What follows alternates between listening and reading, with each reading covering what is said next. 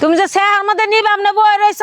মেয়েটা যে জমা বেড়তে আজকে 2 বছর ধরে ঘুরাইছে হে মেয়েটা বিয়া দেন রাখবো না আর মেয়েটার কথা কি তুমি একবার ভাবছাও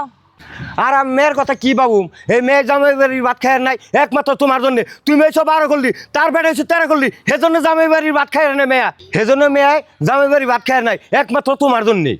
মেয়েটা যে জমা বেড়তে ঘুরাইছে আর কি করবা দেখে হয় না মেয়েটা বিয়ে দিয়ে দেওয়া মেয়া যে বিয়ে দেন রাখবো তুমি যে বারবারে কইবে নিছো এই 12 করলি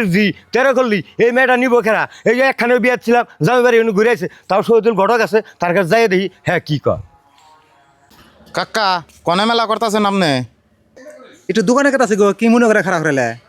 কাকা কি মনে করে খাড়া করালাম আপনার বুগালে গেতাছি আমার বউটা যে মারা গেছে আপনি তো জানেনই আপনার কাছে যদি ভালো একটা মেয়ে থাকে আমারে কোয়েন আমি তার বিয়া করবো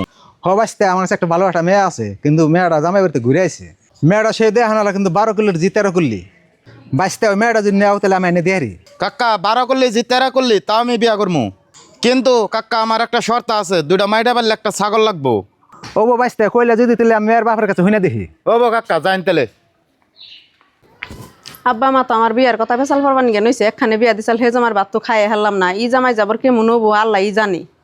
ওই যে গঠক আইছে যাইছে দেখি চুপ করে শুনি গে আব্বা গঠকের নাকি কি পেশাল পারে ভাই আমি তোমার বলে গেতাছি তুমি নাই বইরেছ